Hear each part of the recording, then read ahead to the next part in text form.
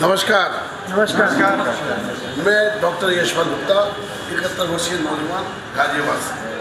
आज इस कैंप का समापन हो रहा है और मैं आभार व्यक्त करूंगा डॉक्टर संतोष पांडे जी को, जिन्होंने मुझे बुलाया। मैं वस्तुतः यहाँ पर कुछ सीखने के उद्देश्य से आया था। डॉक्टर प्राकृतिक चिकित्सा के एक्सपर्ट हैं डॉक्टर पांडे जी, और इनसे बहुत सी बातें ज़रूरी हैं जीवन में हमें उतारने के लिए, स्वस्थ रहने के लिए बहुत आवश्यक है। और वो आवश्यक बातें आज मुझे यहाँ पर मिली, और बहुत सी बातें कि हमें क्या खाना चाहिए, क्या नहीं खाना चाहिए, क्या पथ्य और क्या अपथ्य, कौन से दिनों तो आहार वो हमें नहीं मिली। एक कुछ बातें बतानी आवश्यक है कि क्लीनिंग आपने की है, इसका फ़ायदा निश्चित रूप से आपको हुआ है लिवर क्लीनिंग करने से, और आपकी डेफिनेटली सुधार आएगा। लेकिन सुधार आने के साथ साथ आपको एक प्रोटोकॉल का पालन करना जरूरी है।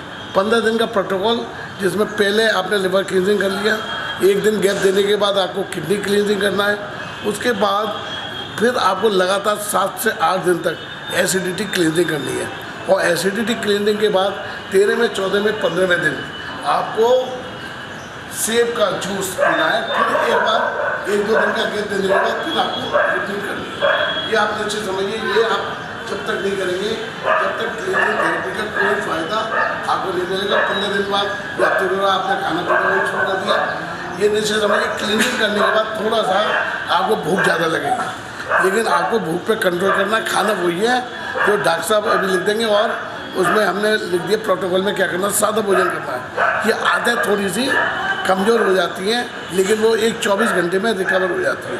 तो एक तो ये वाली बात।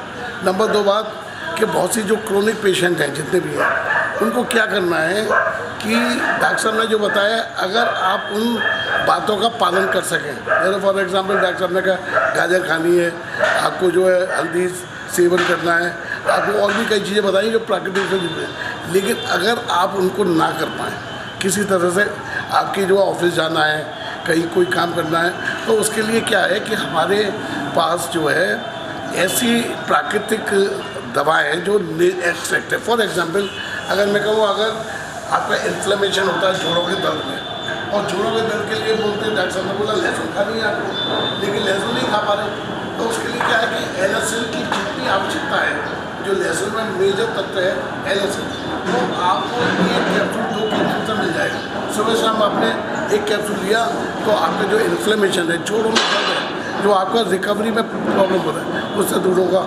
फॉर एग्जाम्पल आपको अगर वो लेना है, हल्दी लेनी है, करक्यूमिन, वो आप नहीं ले पाए तो करक्यूमिन कैप्सूल है। आपको डाइजेशन सिस्टम में डॉक्टर साहब ने बताया कि आपको अजवाइन और सौंफ या जीरा वगैरह इनका उबाल के लेना है, उसके लिए हमारे पास डाइजेस्ट मॉडल है।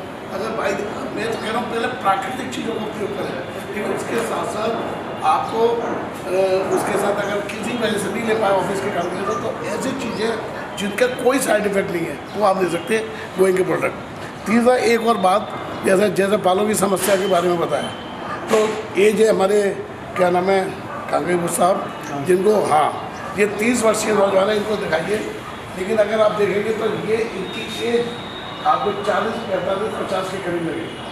तो ऐसे व्यक्ति जिनके बाल उड़ रहे हैं, चेहरे पे चमक थोड़ी सी, फिर माइंड न करिएगा, आप चमक हो चुकी है, तो आप जो बायोटिन ले सकते हैं, जिनके बाल झड़ रहे हैं, तो क्लीनिंग करिए, 15 दिन का क्लीनिंग करिए, बायोटिन लीजिए।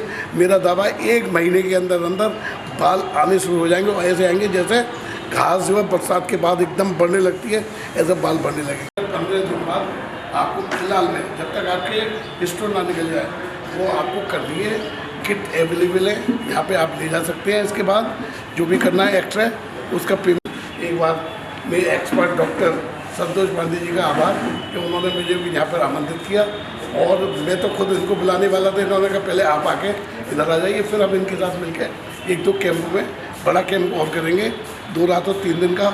उसमें फिर आप सब लोगों को कहेंगे कि आप आइए और अपने साथ और लोगों को भी लेके आइएगा। Thank you very much.